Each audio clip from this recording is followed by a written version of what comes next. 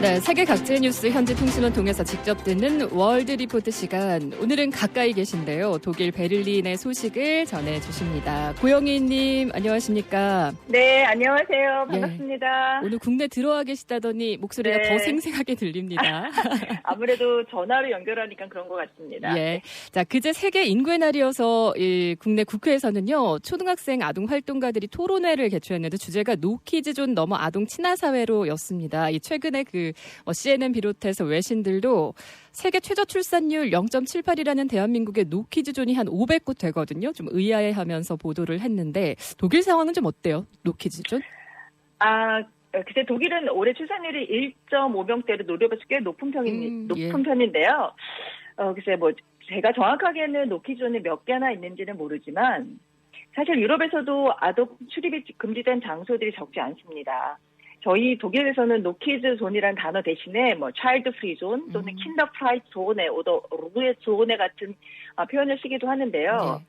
독일 웹사이트에서 보면은 한국어로 번역하면 아이 없는 여행이라는 이름의 그런 웹사이트가 있어요. 거기에서는 아이를 데리고 가지 않아도 되는 아이 없는 호텔 목록을 제공하는데요. 그게 독일 국내뿐만이 아니라 세계 호텔에 그런 정보를 제공하기도 하고요. 예. 그리고 또 어린이 보호구역도 여행의 트렌드로 지금 독일에서는 참 슬슬 자리를 잡고 있습니다.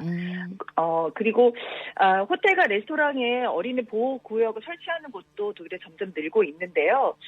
몇 년 전에 설문조사에 따르면 자녀가 없는 성인의 37%가 레스토랑에서 어린이를 출입하지 말라고 원하고 있고요. 그 대신에 부모님들 입장에서는 설문조사에 따르면 16% 정도가 아이 없는 레스토랑을 원한다고 합니다.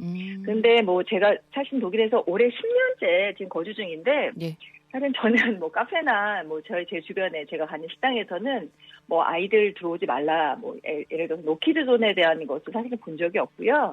사실 독일이라는 나라가 아이가 있으면 항상 먼저 친절하고 친절하고 유모차가 있으면 모든 사람들이 다 뒤로 가고 유모차 먼저 내려주고 워낙 아이들한테는 그러니까 저희 독일은 어린이가 1번이에요. 무슨 순서가. 그렇기 때문에 굉장히 아이들한테 관대한 나라이기 때문에 제가 그렇게 아이들 들어오지 말라 이렇게 하는 거를 제가 또 아직까지는 경험을 보지 목격한 적은 없다. 노키즈 존은 있지만 아이들을 배제하거나 차별하는 이런 문화는 아닌 거예요. 사실 그렇기 때문에 독일의 출산율이 1.5명대, 한국의 2배 가까울 수 있는 걸 텐데 양육이나 보육 정책도 정책도 그럼요. 독일의 양육 정책이라면 많이들 우리나라에서도 지금 요즘에 양육수단이라는 걸 갖고 있잖아요. 아동수당이라고. 근데 저희는 그걸 수당. 근데 저희는 엘턴 겔트 이거를 저희는 한국말로 표현하면 양육수당이라고 하는데 출산 후에 자녀를 돌보기 위해서 근로시간을 줄이거나 중단하는 부모의 소득 부족을 지원합니다. 어느 정도요? 출생 전에 어느 정도 최소 65%에서 최대 100%까지 지원을 합니다.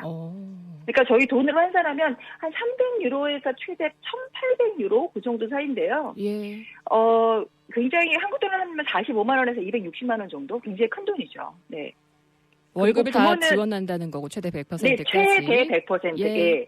그리고 또 부모는 14개월 동안 또 양육 수당을 또 청구할 수 있습니다. 근데 중요한 건 독일 사람들뿐만이 아니라 독일에서 거주하는 외국인, 근데 그분들 그냥 외국인은 아니고 영주권자나 또 거기에 체류허가가 되는 외국인들도 마찬가지로 신청하고 받을 수 있습니다. 부모의 국적을 떠나서 아동들이 있으면 누구라도 이런 지원을 받을 수 있는 게 또 한국과 좀 차이점인 것 같고요. 그리고 또 하나 중요한 것이 저희가 다 양육 정책을 살펴볼 수는 없지만 아이들을 존중하는 문화는 또 어린이날도 또 중요한 역할을 하거든요. 맞습니다. 독일도 어린이날이 있어요?